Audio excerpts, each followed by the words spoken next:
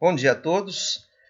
Nesta aula de compiladores, nós vamos falar sobre os comandos de leitura e escrita e vamos fazer o nosso primeiro programa funcional na nossa linguagem que nós estamos criando aqui, né?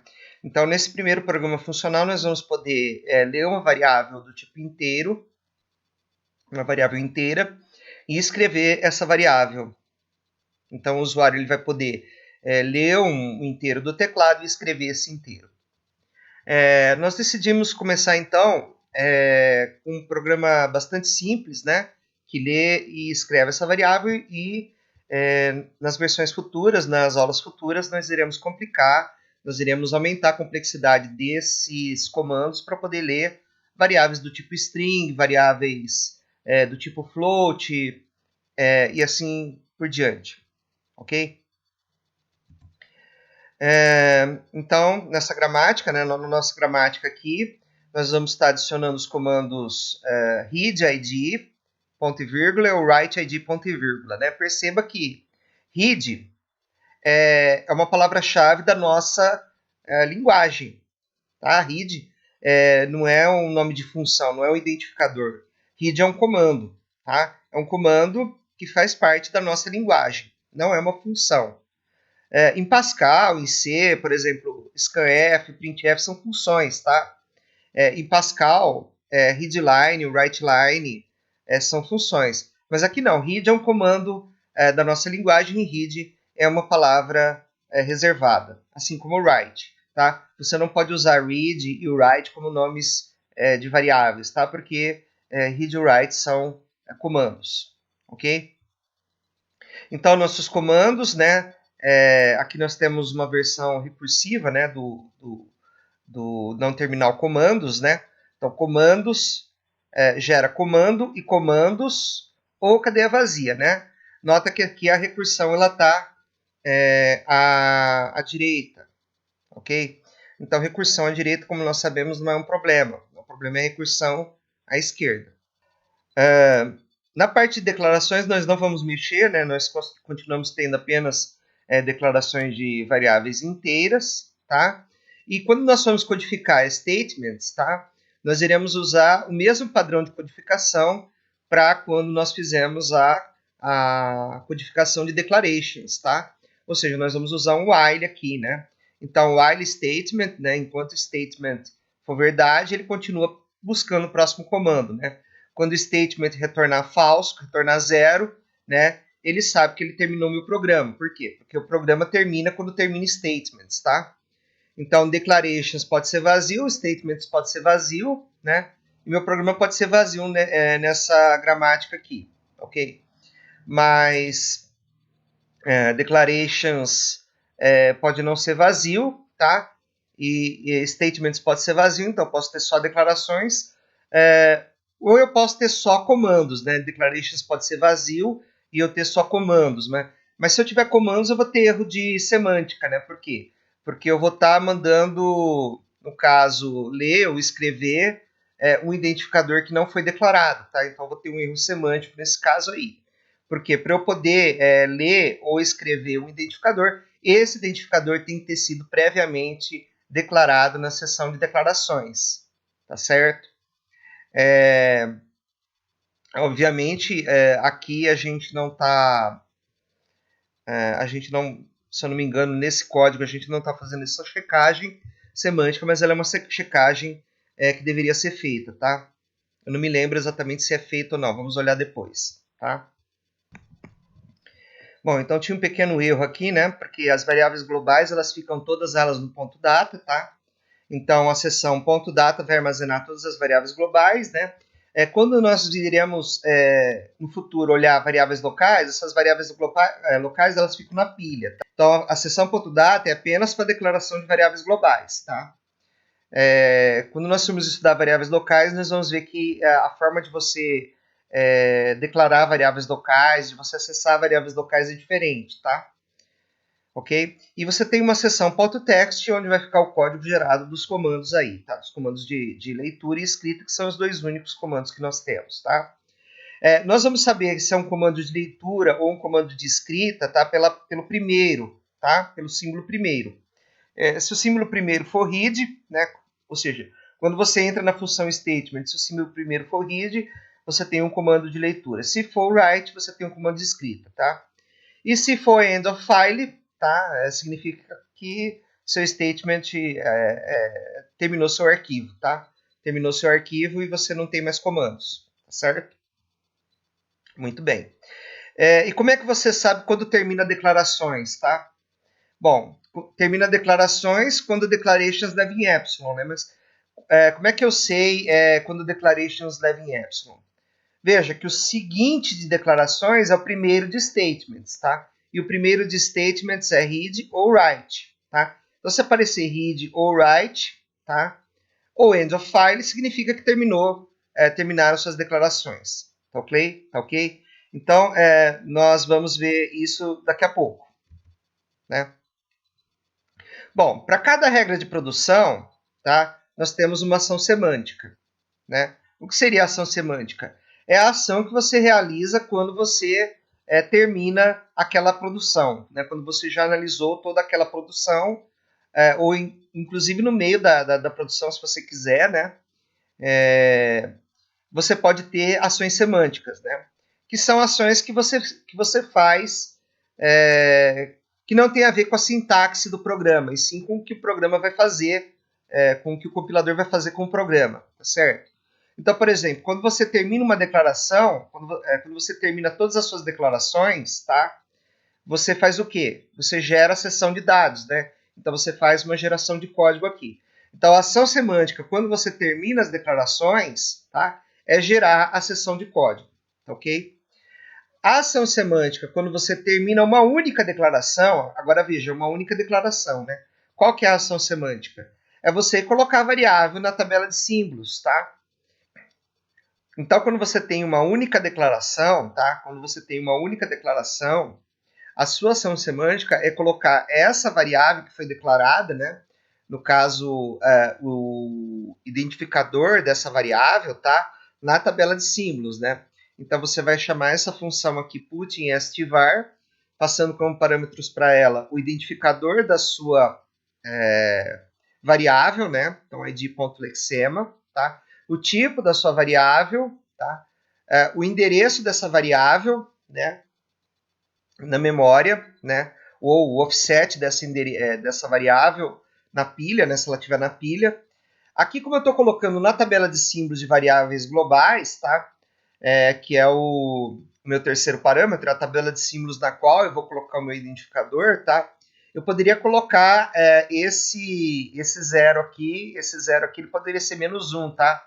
Porque zero, se você estiver colocando a variável local numa pilha, tá? Zero é um offset válido na pilha, né? Então, você usa um outro símbolo aqui, não precisa usar zero, pode usar -1, tá? Aqui eu coloquei zero porque a gente só tem uma tabela de símbolos nesse programa, que é a tabela de símbolos para variáveis locais. Então, o valor aqui que eu estou passando como parâmetro realmente não importa, tá? Quando eu termino meus comandos, tá? Quando eu termino todos os meus comandos, tá?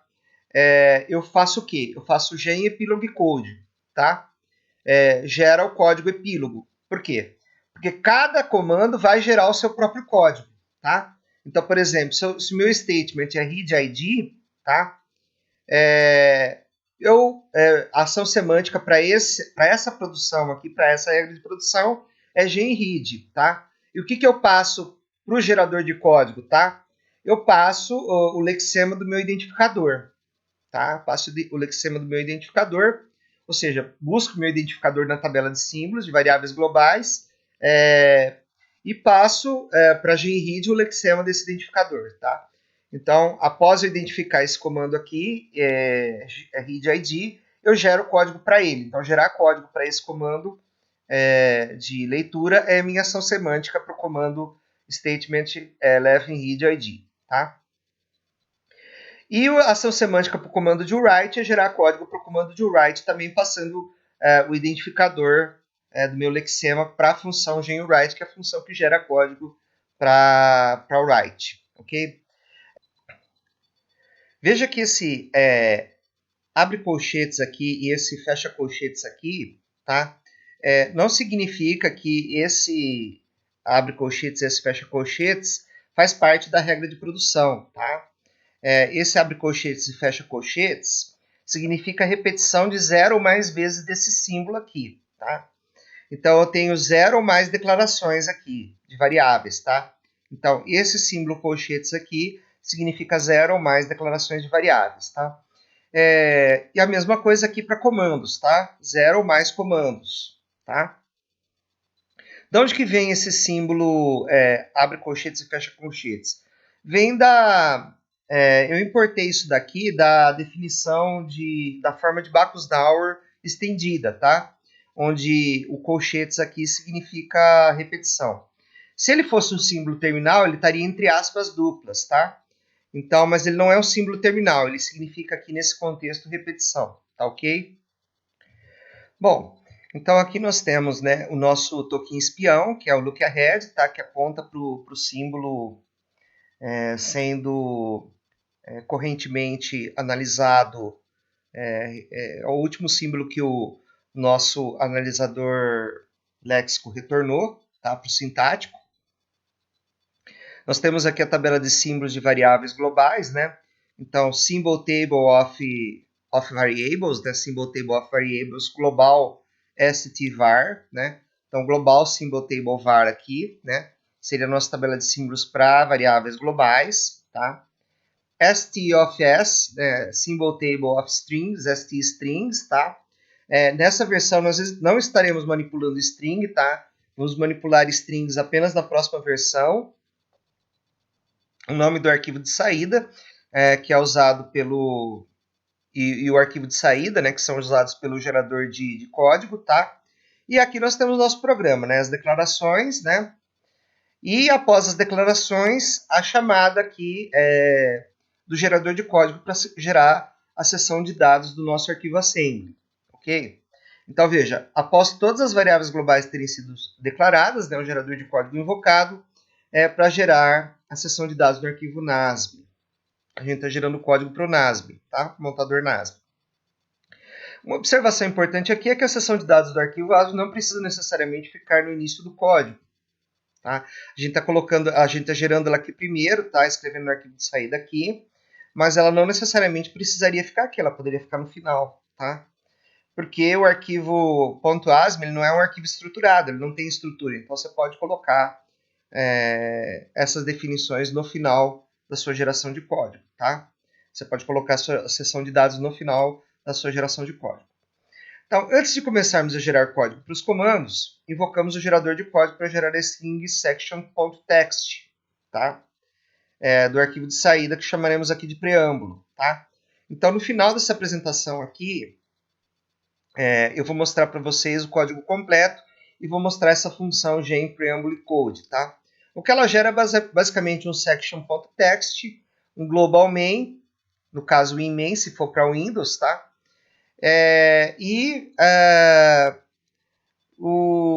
A criação no stack frame, né, que é um quadro de pilha que a gente vai ter uma aula específica para falar sobre a questão da pilha, tá? A manipulação da pilha no assembly, tá?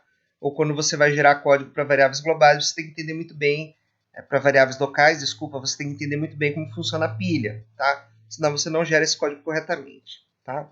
Então, o genPreambleCode é basicamente para isso, né? Para gerar o section.txt, o global main ou o inmain, tá? E fazer a criação de um quadro de pilha, tá? Um stack frame, tá? Em seguida, nós vamos ter os comandos, tá? Então, cada comando vai gerar o seu código correspondente e no final você tem o genEpilogCode, tá? Como temos apenas uma função, nesse caso que vai ser o inmain, né? Porque nós estamos gerando aqui código para Windows, tá? Mas eu também vou mostrar como você gera código para Linux, tá? Você vai ter uma função RET, que é o retorno da função principal. Então, o genEpilogCode, nesse caso, é só uma função RET, tá certo? Aqui nós temos o código antigo para declarações, não mudou nada, tá? Só que na função de declarações, tá? Você vai ter que ter uma verificação do símbolo seguinte, tá? O símbolo seguinte não vai ser somente end token, tá? O símbolo seguinte ele pode ser read e ele pode ser o write também, tá? Por quê? Eu expliquei no começo da aula, né? Se você está nas declarações e você vê um símbolo com tag read ou com tag write, é porque suas declarações acabaram. Então você não vai dar match em read nem em write, tá? E vai retornar 0 porque acabaram suas declarações, tá? Mas isso daqui não é um erro sintático, tá? Agora, se não for end token, nem read, nem write, aí você tem um tipo desconhecido ou um comando desconhecido, tá? Então você vai imprimir para o usuário esse erro e vai retornar 0. Mas esse retornar 0 aqui, tá? É para você sair de declarações. E quando você entrar em comando, você também vai dar um outro erro aí, vai terminar a sua análise sintática, porque o comando que você tem é desconhecido, né? Então você vai dar dois erros, né? Um tipo desconhecido e um comando desconhecido, porque você vai entrar, como o comando não foi coberto aqui em cima, né? Você vai entrar na função de comandos aí e vai ver que não tem aquele comando, então você vai retornar 0 também na função de comandos, tá? Então eu fiz um comentário aqui, nesse caso a seção de declarações pode terminar se o analisador se o analisador sintático, além do token de final de arquivo, que é o end token, encontrar também read ou write, né? Que são os símbolos que seguem no terminal declarações, né? Os símbolos seguintes de declarações, né? Ou seja, né? Foi o que eu falei aqui no começo do vídeo, né? O símbolo que segue declarações o seguinte de declarações é o primeiro de statements, né? Então, o seguinte de declarações é o primeiro de statements. Quem é o primeiro de statements, né? Primeiro de statements é o primeiro de statement. O primeiro de statement é read ou write, tá? Então eu tenho que, na função de declarações, checar se eu tenho read ou write para saber que minhas declarações terminaram, tá? E não vou consumir esses símbolos, vou simplesmente retornar 0, porque as nossas declarações elas são implementadas com o laço while, elas são implementadas com repetição, tá certo? E a mesma coisa a gente está fazendo com comandos. A gente está implementando comandos como um laço de repetição, tá?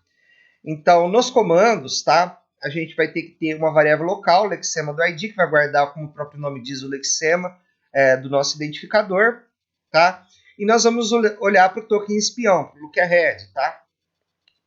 Então, se o tag do lookahead for read, tá? Eu vou dar um match read, tá? E o meu lookahead ele vai apontar para ID, tá? Antes de consumir o ID, antes de dar match ID, eu tenho que fazer o quê? Copiar para lexema de ID o lexema do lookahead, tá? Do token espião, tá? Em seguida eu posso dar match ID, tá certo? Mas na verdade, aqui eu deveria fazer uma análise semântica que não está sendo feita. Ou seja, eu deveria procurar o meu identificador na tabela de símbolos de variáveis globais, porque aqui eu só tenho variáveis globais, para saber se essa variável existe, tá? Se foi declarada uma variável, né, com esse identificador, tá? E aí eu faria, se foi declarada essa variável, aí sim, tá? Eu faria o match do ID e chamaria a função para gerar código, né? Se essa variável não tivesse sido declarada, tá? Eu faria o quê? Eu reportaria um erro para o usuário, falaria, olha, essa variável é desconhecida, esse símbolo eu não sei se existe. Por quê? Porque isso faz parte da análise semântica, tá? Você verificar se uma variável foi declarada ou não. E essa análise semântica você faz juntamente com a análise sintática quando você está analisando uma determinada construção, tá certo? Então, supondo aqui que está tudo certo, você dá um match semicolon, que é um ponto e vírgula, e retorna 1, tá? Se for o write, você vai fazer a mesma coisa, né? Só que você vai chamar o código aqui paginho write, tá? E vai retornar 1, tá? A outra possibilidade é você ter um end token, quer dizer, acabaram seus comandos, né? Se acabaram seus comandos, você retorna 0 para quê? Para sair da repetição do while aqui, tá? Então você retorna 0 para, nesse caso, sair da repetição do while. Isso aqui não é um erro, tá? E outra, também você não vai dar match end token aqui, tá? O end token aqui é o símbolo seguinte aos comandos, então isso não é um erro. Você simplesmente retorna 0 para sair da repetição e não porque é um erro, tá? Mas se não for end token e for algum comando desconhecido, você vai dar um erro, comando desconhecido, e vai retornar 0 mas esse retornar zero é um retornar zero de erro, que é para parar a sua análise sintática, tá certo? Na função main, você inicializa a sua tabela de símbolos para variáveis globais, inicializa a sua tabela de símbolos para strings, tá? E se seu argc for maior que 1, tá? Ou seja, se você tem o nome de arquivo, tá?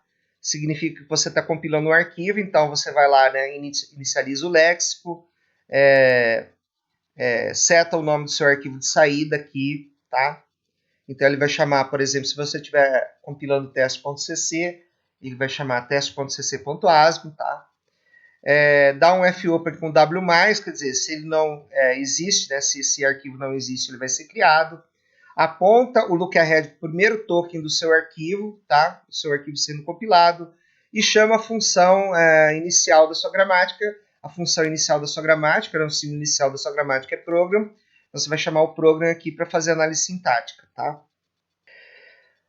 Então, agora eu quero mostrar para vocês o código completo desse exemplo, tá? Eu vou rodá-lo, tá? Vou mostrar como você gera código para Windows e para Linux, tá? E como você compila e monta o arquivo que você produziu, o arquivo assembly que você produziu usando esse compilador bastante simplificado aqui, ok? Bom, então vamos aqui no nosso SideWin Terminal, tá? Vou dar aqui um Ctrl Shift mais aqui, para aumentar o tamanho aqui da letra, tá? Vou aumentar aqui o tamanho da janela, ok?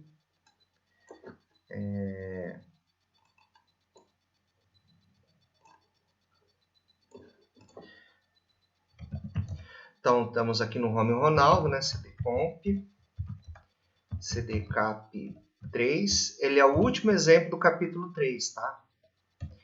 Então, é o exemplo 6, né? cd exemplo 6.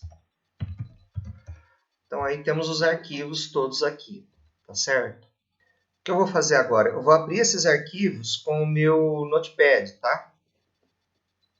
Então, eu vou abrir os arquivos aqui com o Notepad.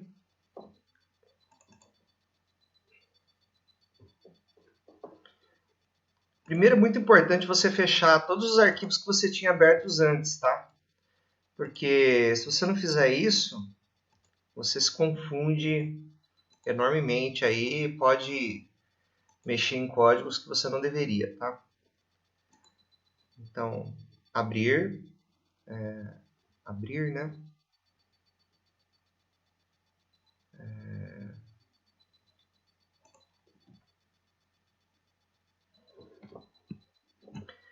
Cap3, exemplo 6, tá? Vamos abrir todos os arquivos aqui, eu vou falar o que é cada um para vocês, tá? Menos todos os pontos C e ponto H, tá? Você não vai abrir o ponto O, né? O ponto O é objeto, tá? Makefile também vamos abrir.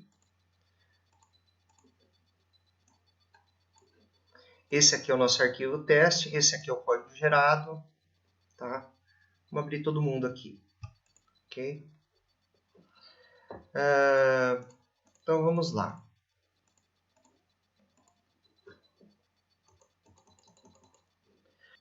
Bom, então a primeira coisa que eu gostaria de chamar a atenção para vocês, né, é o Makefile, tá? O Makefile, ele gera dois executáveis, tá? Um mycomp para Linux, tá? E um mycomp para Windows, tá? Então, se você digitar só make, ele vai gerar o mycomp para Linux, tá? Ele não vai gerar o mycomp para Windows. Para você gerar o mycomp win aqui, o mycomp para Windows, né? Esse mycomp aqui, que tem o mesmo nome aqui, né? Nos dois casos aqui, você tem que fazer o seguinte, você tem que digitar make mycomp win. Aí ele vai gerar o mycomp para Windows, tá? O que muda dos dois? Basicamente, o que muda é a geração de código, tá? A geração de código para Windows é diferente da geração de código para Linux, tá? Então, para Linux eu tenho gen.o, que é gerado a partir do gen.c, e para Windows eu tenho genwin.o, que é gerado a partir do genwin.c, tá? O que muda basicamente é a convenção de chamada, tá? Eu vou mostrar os códigos para vocês e vou mostrar a convenção de chamada também, tá? Então vamos lá, né? Comp.h tem as definições aqui usuais, né? Não mudou nada aqui. Gen.c, gen.h, o in aqui eu vou deixar para depois, tá? O lex.c não mudou nada também, tá certo?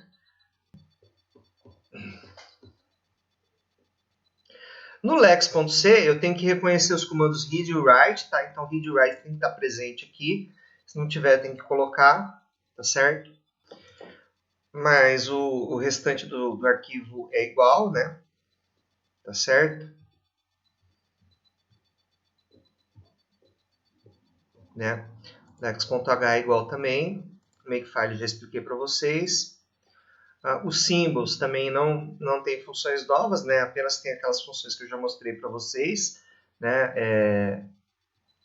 Que não estão inicializadas, tá? Agora, o Cint.c é aquele que foi mostrado em aula, né? Tem as declarações, tem a função met, tem a função para declarações, tem essa modificação aqui que é importante, que eu falei na aula para vocês, tá? O statements, ele é aquele que eu mostrei na aula, né? E o statement, que é o mesmo que eu mostrei na aula, tá? Então, o Cint.c, ele já foi analisado aqui, tá? Cint.h tem os protótipos, tá? Agora vamos para a geração de código, né? O que difere a geração do Windows para o Linux, né? Vou mostrar aqui para vocês, ó. O Gen.c para o Linux, tá? Ele vai diferir quando você for fazer a chamada, tá? Do scanf ou do printf. A gente está usando funções da biblioteca C. Aí você vai falar assim para mim, mas isso é um remendo, ele deveria usar chamadas ao sistema operacional. Concordo, tá? Mas no futuro eu devo explicar, e se der tempo, vou fazer um vídeo para vocês onde eu ensino como tirar esses remendos, tá? Como fazer isso aqui de forma a ficar totalmente independente da linguagem e do sistema operacional, tá? Então, no Linux, o primeiro parâmetro vai no RDI, o segundo vai no RSI, e RAX guarda o número de parâmetros de ponto flutuante, tá? No caso de você estar chamando aqui printf ou scanf, tá? Então, veja que eu estou colocando o primeiro em RDI, o segundo em RSI, e o RAX ele é 0, tá? Para o Windows, tá? Você tem que colocar o primeiro parâmetro em RCX, o segundo em RDX, tá? E se você vai escrever a variável, você tem que pegar o conteúdo da variável, mas o conteúdo da variável, você tem que pegar o endereço relativo do conteúdo, acessar esse endereço relativo, tá? E você tem que pegar uma palavra exatamente do mesmo tamanho aí da sua variável. Então, se a sua variável inteira tem 4 bytes, né? Você vai acessar 4 bytes a partir desse endereço relativo aqui, tá? Então, você colocando EDX aqui, a máquina, né, a CPU, já sabe que você tem que pegar 4 bytes, né? Porque EDX tem 4 bytes, né? 32 bits, tá certo? E o endereço é o endereço de 64 bits aqui. Então, FMT-STR0 é o endereço de 64 bits que você põe em RCX aqui, tá?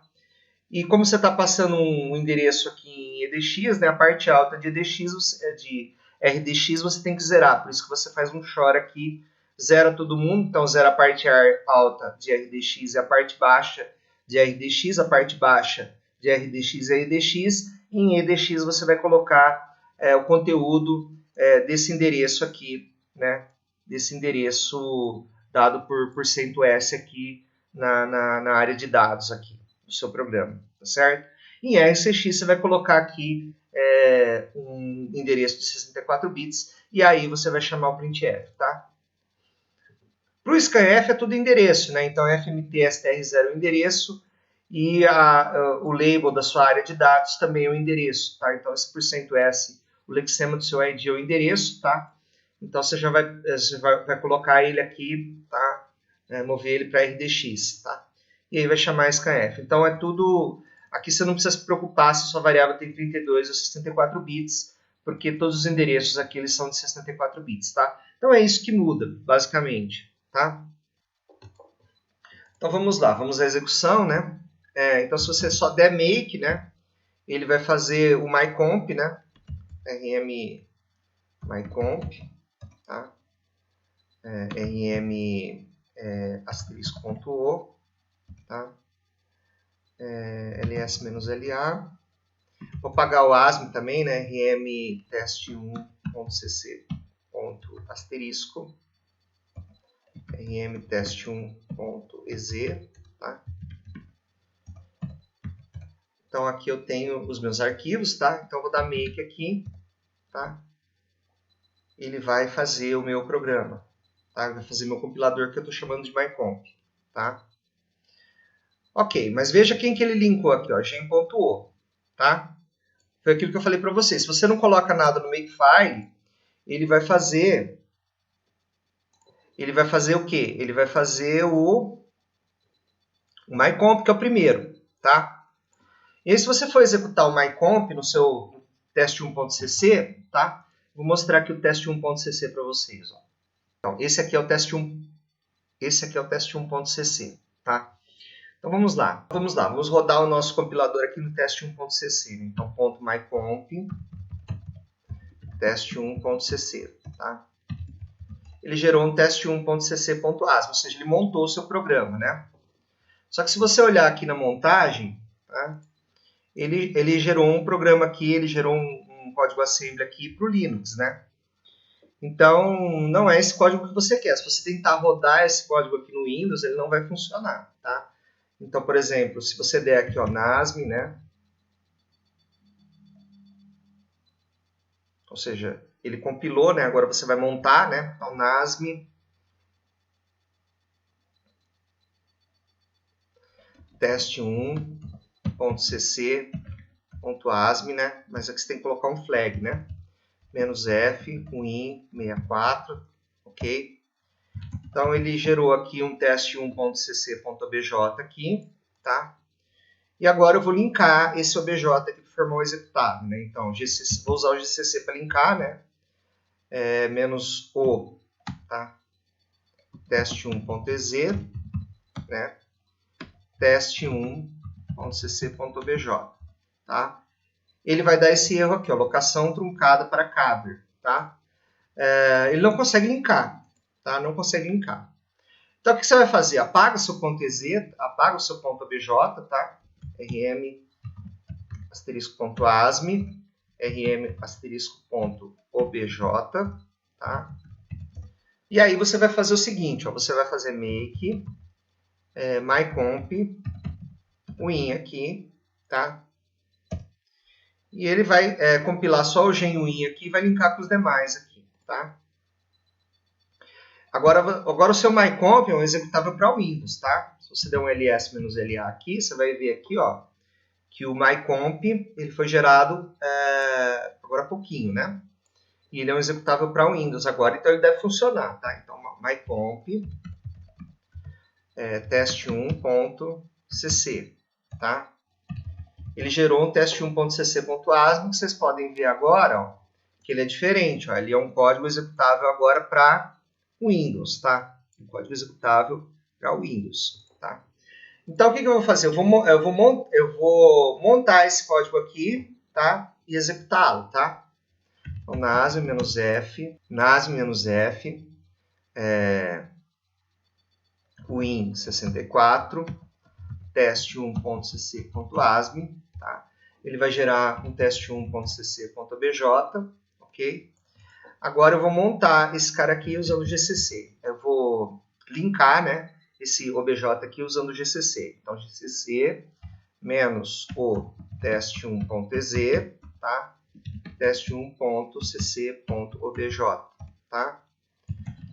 Então, eu tenho aqui um teste1.ez prontinho para a gente executar aqui. Ele simplesmente, o que ele vai fazer, né? Ele vai ler uma variável, ele vai ler a variável A e imprimir a variável A. A variável A é uma variável do tipo inteira, né? Uma variável inteira, né? Do tipo inteiro, ou seja, uma variável inteira. Então, vamos lá. Teste1.cc, teste1, né? Teste1 ou teste1.ez, tanto faz aqui, tá? Então, vamos digitar aqui 10, dá Enter, ele imprime 10 aí, tá? Então, eu consigo ler aqui uma variável inteira e imprimir uma variável inteira, tá? Nas próximas aulas, nós vamos fazer isso para strings, tá? E também para outros tipos de variável, ok? Então, por hoje era isso que eu tinha para mostrar para vocês, ok?